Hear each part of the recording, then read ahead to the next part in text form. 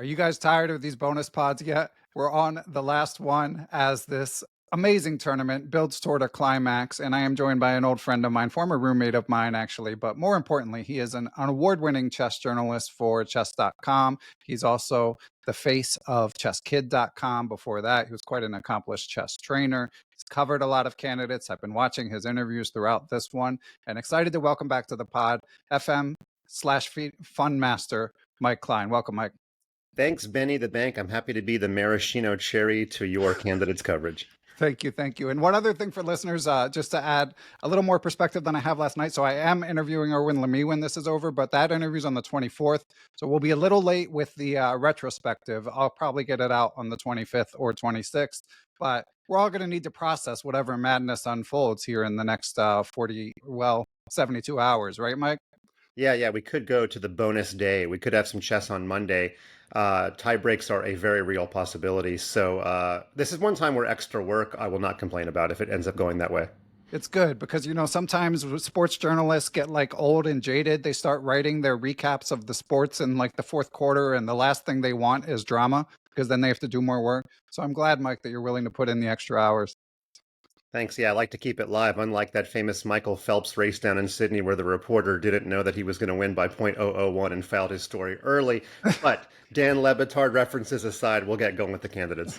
Okay, let's do it. So, Mike, how many candidates have you attended in person? Can you even count at this point? Actually, a common misconception. This is only my second, although I've done all the world championship matches. So that is because in a bygone era, me and Peter Doggers were the news team of chess.com, and he covered more of the European events. So didn't even go to Berlin, didn't go to any of those, just Madrid and this one, interestingly enough. But I've been to every world championship since 2014. Ah, okay. Yeah, that tricked me. I just assumed you'd been to them all. Well, how does this one compare to Madrid?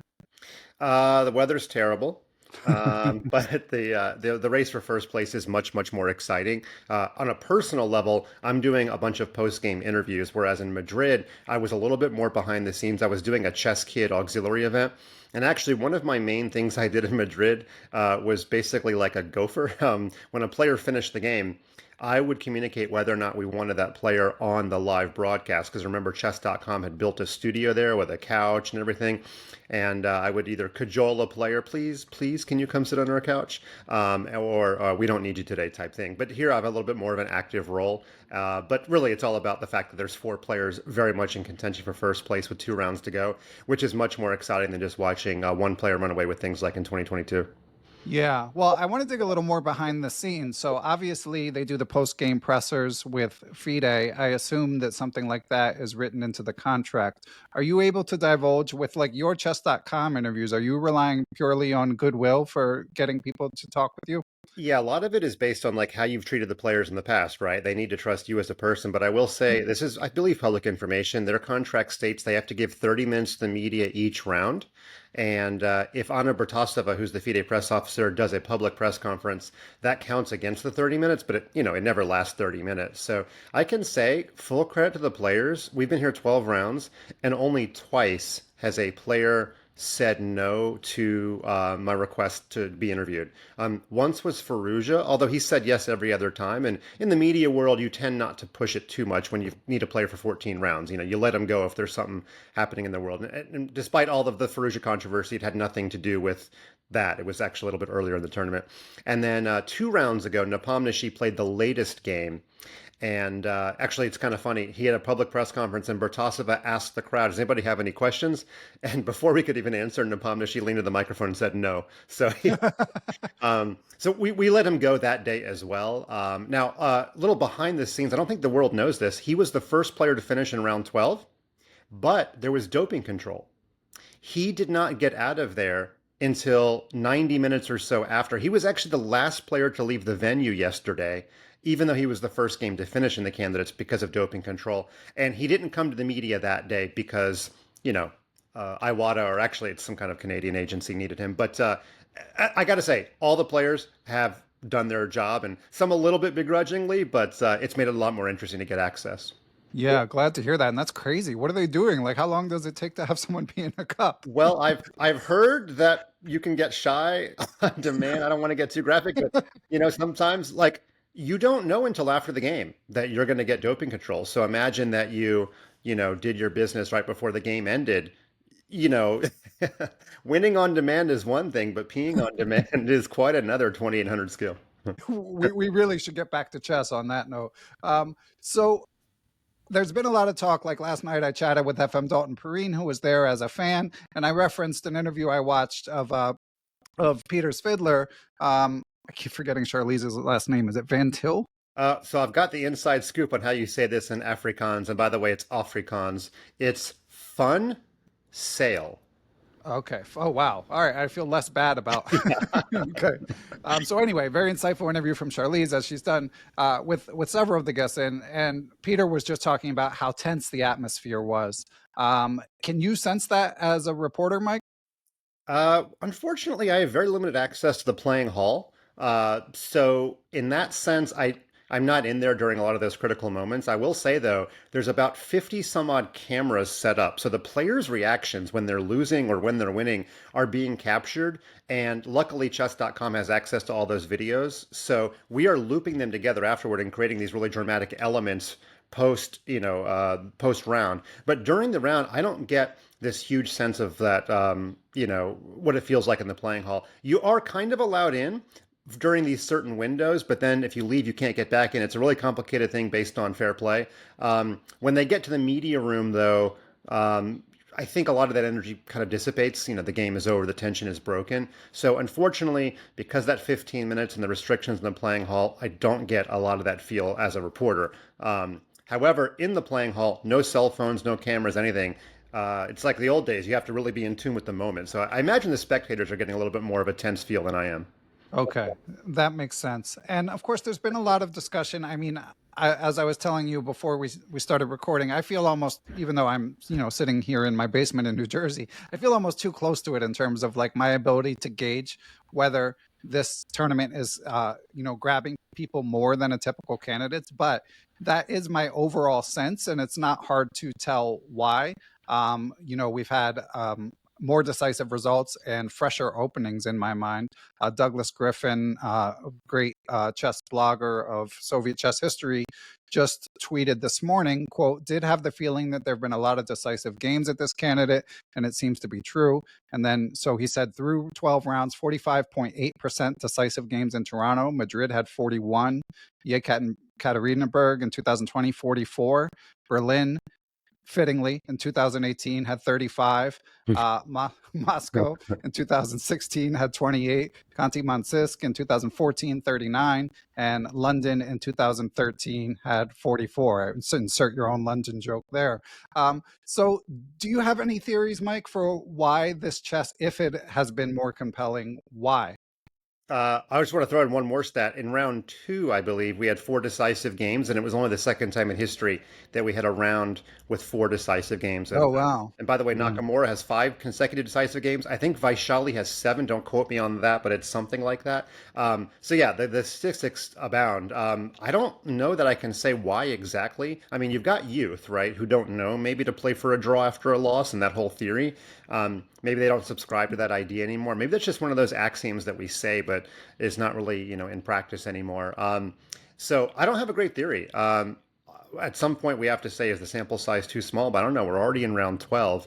It might be that because no player has gotten a big score, the other players are, feeling like they're a little bit more in it. And when it comes to Hikaru, who's responsible for a lot of these by himself, we'd have to keep trusting him at his word that he's here for the content. And he's still playing really interesting openings. Now, this is the big question. I actually put this question to Hikaru the other day. I was like, come on, homie. Are you, in the right circumstance, will you shut things down based on a tournament situation? Are you really going to be all about the content until the end? I think, to a man, he would say, yeah, think about it. For his situation, if you win the tournament, look how much more content you get. Yeah, you yeah. know? No, I think he'll be starting to zero in on that. But yeah, generally the goals of, I mean, he's talked about how he gets more clicks with decisive results. So the goals have been aligned since he's been playing catch up a little bit. Now, of course, he's tied for first, and rating based models have him as a live favorite. But it's so tight at the top that, like, for example, tomorrow's game with Nepo, I was discussing with Dalton Perrine, like, I don't think they'll go the boring draw route. What do you think, Mike? Well, Nepomniachtchi, I've been noticing as white in the second half, he has not been going for much. He's almost been like in lead protect mode. However, that has to change, right? If you're Nepomniachtchi, you have one white left, and it's not good enough to cruise in with two draws because somebody could very easily just win a single game, or Fabi could go 2-0. So if you're in a four-way race, I don't think you can shut down your last white, even if it's against Nakamura. So I would be a little bit surprised if he continued that passive strategy as white tomorrow. I didn't look at this, but I guess everybody has one white and one black, right? That would make sense. Yeah, but the other thing to note is Nepo has black against Fabi in the last round, Right. so all the more reason that he can't coast. Exactly. And by the way, Fabi went from an 8% chance to win to 7.5% after winning his game. Right. Yeah. It's really, really wild what's been happening. Fabi, by the way, just to give you a little report on some players, he was so down after his loss a couple of rounds ago. He came to the media room, and I want to be sure because the internet has construed my words. He was not crying. He had water in his eyes, Okay. as one does when they do a hot sauce challenge. But it's as sad as I've seen him. I didn't see him that way when he lost the London World Championship. Wow. Now, of course, in the London World Championship, he had maybe a couple minutes to compose himself before he came to the press room. But he's turned things around. He seems much more positive. He understands he's still a big underdog, but he has really showed a rejuvenation the last couple of rounds. That's been good to see. But yeah, I think Nepomniachtchi has to go for something tomorrow. Yeah, and with Fabi, I mean, obviously he'll be crushingly disappointed, I would think, if he doesn't qualify. But it's got to feel better to at least have played a really good game yesterday and to be in the mix, we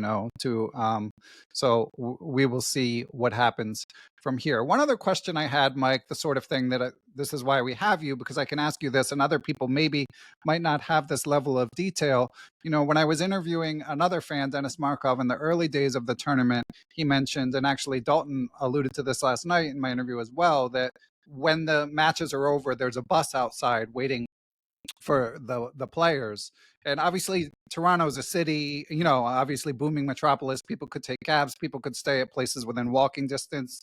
But do you have the impression that all the players are staying at some hotel that's far enough that a bus is required? Yeah, I can tell you very specifically. Is it public information? Yeah, I think it's public information. One hotel is the place that pretty much all the players are staying. It's also where chess.com had the Champions Chess Tour finals the last couple of years, so I'm pretty familiar with the hotel. It's about a 25-minute walk away. So Okay. in good weather, a player that wanted to get some exercise could totally walk it, although I believe players are usually taking the shuttle transportation service. Sometimes they're coming with their significant other or their coach or whatever. There is more than one van. They're kind of on a loop going back and forth. I'm not going to say who, but I believe every single player except for one is staying at that hotel. I think there's one player who is not, and I don't even know where that player is staying. But please don't put me on the record and ask me who, because I'm not sure this player wants to know. It's a Yeah, little of bit of a course. little bit of privacy thing, I think. Yeah, one hotel might have a connection to the Scheinberg family. I really don't know. There are a couple hotels that are a little bit closer, but they're not quite as expansive. And actually, the closest hotel is called the Drake. And they has nothing to do with the singer apparently, although they sort of lean into this coincidence and a lot of their printed stuff in that Uh-huh. hotel. But there's drag queen brunch on Saturdays. They've got DJs playing at night. It is not the appropriate place for a player to play or to player to Okay. stay. It's really cool if you want to be in the middle of things, but it's not the best place if you're looking for some kind of quiet.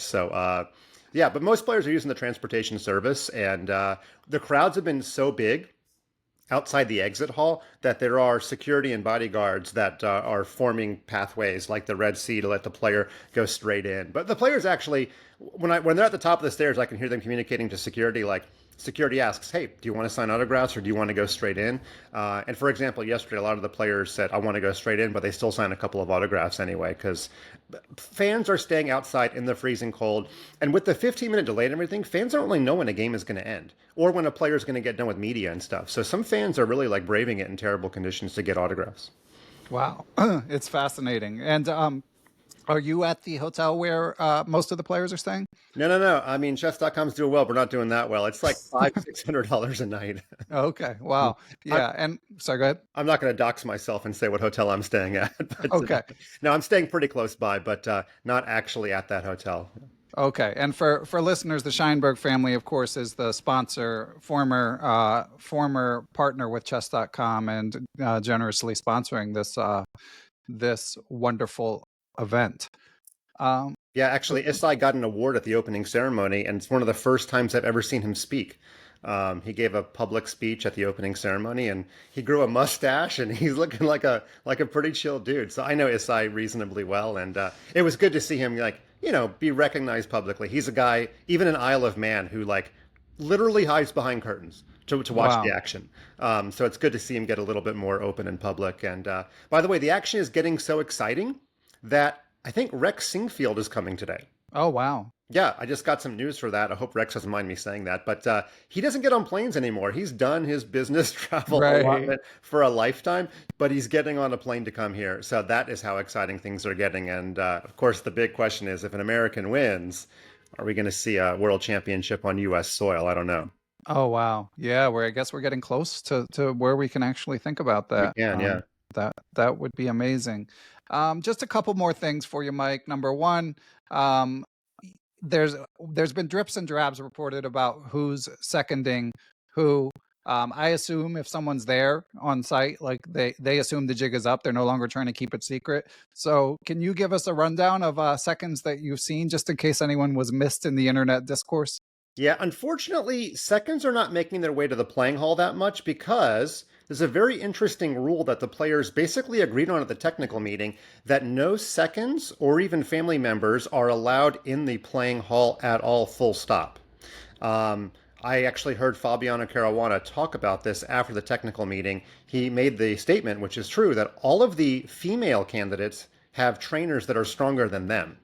And so there's all kinds of issues with that. In fact, that led to a little bit of the Alireza Firouzja dad controversy, which if you want to know more about, we can talk about. But that was the first time at the technical meeting I saw Peter Svidler make a public appearance with Pragnananda. So he wasn't really trying to hide it. We know Gaevsky, the longtime trainer of Anand, is working with Gukesh. I saw Rajabov there, and it turned out I thought he was working with Abbasov, right, two Azerbaijanis, but he's actually working with Lei Tingji, who he helped at the at the Women's World Championship match. That's a little bit of a longer partnership. Shakriar Mamediyarov is here. He's the one working with Abbasov. By the way, Ivan Shaparinov, I've been hanging out at pub chess with a lot. Turns out a really fun guy. I've been having a great time playing variants with him, and just he's been enjoying him time. But he's here helping Nirgul Salamova, Bulgarian connection there. So on the men's, sorry, on the candidate side, let's make sure we get that right. Who else am I missing? Name a player, and I'll tell you who I know. Well, Jan Gustafsson is allegedly there We have double helping Jan. Nepo. Yeah, that's true. And the only time I saw Gusti was after the technical meeting. So it was actually really important for me to be in that hallway outside the technical meeting. Fabiano is here with Gregory Oparin and Christian Karilla. I forget if we have Nicholas Hushenbeth I have not seen here. I wasn't sure if he was working with Nakamura. I saw Chris Littlejohn, Okay. By the way, Chris's full-time job is being Nakamura's second. I don't know if, Yeah, amazing. yeah, pretty cool. And then he And gets, is Hikaru's stepdad Sunil there? Sunil has not been here the whole time, but I've seen him the last couple of rounds. Yeah. Okay. So he's here. And Hikaru's wife is here, Atusa, and her sister. A lot of them came on the Eclipse boat a couple of weeks ago. We went on to Lake Ontario to catch the eclipse. So Atusa and her family were there. So yeah, that's a pretty big chunk. I'm not sure who I'm missing though. Oh, Vidid is here with Ganguly and also with Vakatora. Okay. Yeah. Yeah, thank you for the rundown. I think I'd heard everyone, but I'd already forgotten a few. And I think the last major story, as you alluded to, you kind of ended up kind of in the middle of the Shoegate 2, the sequel. The sequel is always not as good as the original, Yeah. but for listeners who are not caught up, basically there was a controversy where Firouzja was told to walk more quietly during the games, um, because there had been a complaint by Abbasov during the game. And first, you interviewed the chief arbiter, who gave a very reasonable explanation, Aris Margetis. And then on the subsequent day, Hamid Firouzja, Ali Reza's dad, was there, and ended up actually being kicked out of the venue because he was advocating for his son's rights and also expressing some concerns about anti-cheating. So, Mike, I don't know where you want to take this whole story. I mean, I guess maybe you could start with what your perspective was when the news started to break. Yeah, I didn't know about any of this until Alireza Firouzja tweeted that this moment had happened. Otherwise, it wasn't a news story. Nobody would have known about it. Again, Right. one of the hazards of not being in the playing hall. Never saw it happen. But it breaks down like this: in the playing hall, they have a makeshift stage that's probably 1 foot off the ground. It has some small carpeting on it, and the players all play on there. However, the refreshments area, which is very close to the stage, we're in a 125-year-old building, is on regular hardwood floor. And Abbasov was the one closest to that refreshments area, and he made a complaint to Aris Margetis. And Aris decided that, first of all players' needs are equal. Didn't matter that Abbasov, of course, was not doing as well in the tournament as Firouzja. But he made the claim or the judgment that the bothering of Firouzja was not as severe or not as harmful to the tournament as allowing a player to be bothered when other players might be bothered as well. Like he had to make kind of a judgment call. Um, and so kudos to FIDE for actually allowing me to interview Aris Margetis. Not every arbiter would do it. So when the games were all over, I asked Aris if I could talk to him, and he said, I've got to consult first with the FIDE technical delegate, which is Pavel Tregobov. And so they consulted and they decided what they were able to say. And Aris came down, and I didn't really say much. I just kind of asked him to elaborate on exactly what happened. And he tried to be show as much emotional intelligence as possible and, wait for the right moment and tell Firouzja, hey, maybe, could you walk a little more softly? Could maybe wear different shoes? And that's what set everything off. Aris was put in a very imperfect situation. He was in a really old building and, he's not in charge of the carpeting or the creaking or any of that stuff. So that's what set it off. And he, I think he gave a pretty reasonable explanation about what happened, and people can decide whether or not he should have done it or should not have. But so then the next day, I was told, I was not there in the hallway, but I was told that Alireza Firouzja's dad was escorted out. I have multiple people that have told me security had their hands on him, like it was a physical escorting out. And so I went down to the sidewalk to see what happened. And this is where the story gets kind of funny. I think your listeners might really enjoy hearing this. I wanted to observe Alireza Firouzja's dad talking with Pavel Tregobov on the sidewalk. I'm trying to gather information, see what's going on. But I don't want to just be a voyeur or lurk. So I went in the fan zone and I decided I wanted someone to talk to on the street to make it look like I was just talking. Okay? And this ended up being unbelievable luck, if you want to call it that. The first person I made eye contact with was Aryan Tari. So I motioned for Aryan to come outside. He comes outside. I was like, hey, Aryan, can you just chat with me a little bit here? There's a little bit of a developing situation. We're just going to kind of look to our left and observe. And a few minutes later, Alireza Firouzja's dad, Hamid Reza, comes over. And I had totally forgotten that Aryan spoke Farsi.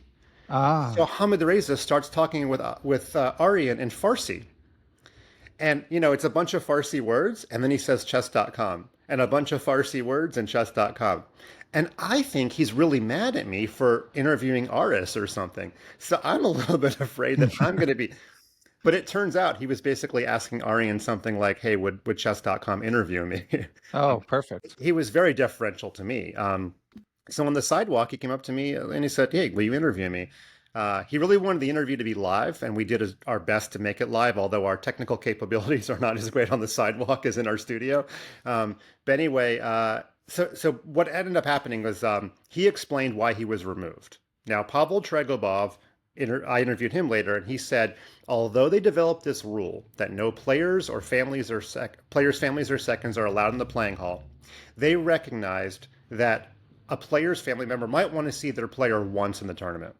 So they decided in rounds 8, 9, and 10 they would allow players' families in for 15 minutes. They basically relaxed the rule, and Pavel largely relaxed the rule due to Hamid Reza's complaints, if you want to call it that. Hamid Reza did not go into the playing hall in rounds 8 and 9. He didn't take advantage of the 15 minutes.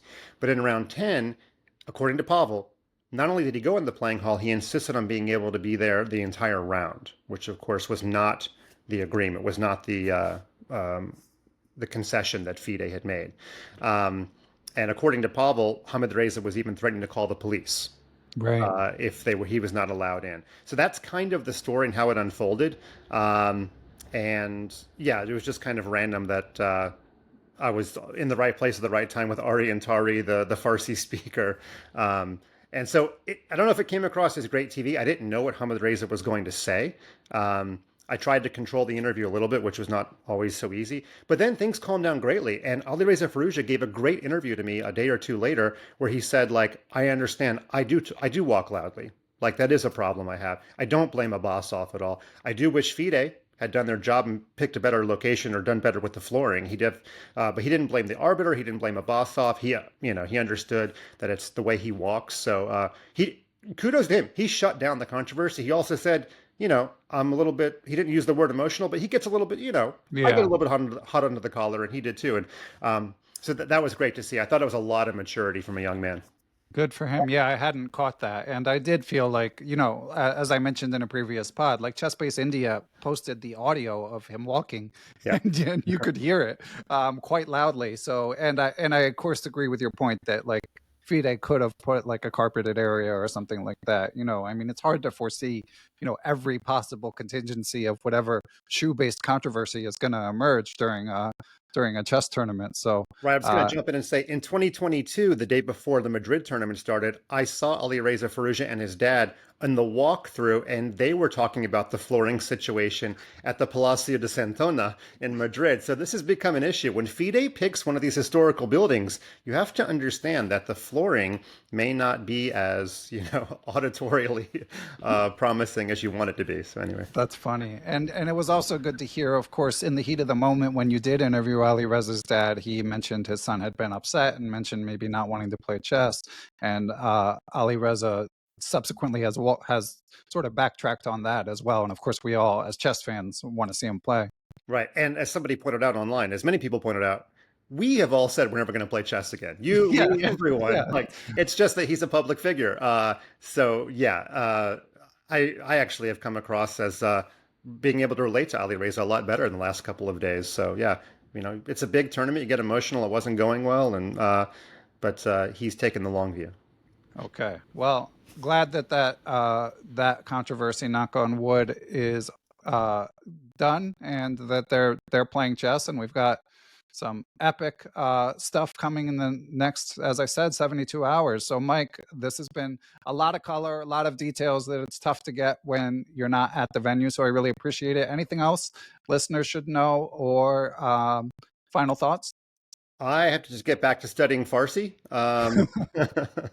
I think that's about it. I will report, Ben, based on our mutual history, there are Thai restaurants every block. Oh, sounds So good. we welcome you here whenever you want to jump on a plane. All right. Well, I mean, if we can make it happen in North America for the World Championship, I'm running out of excuses. So eventually, I may need to visit one of these venues. But thanks as always, Mike. Really appreciate it. Thanks for having me, Ben. It's a fun being on your podcast once a year, as always.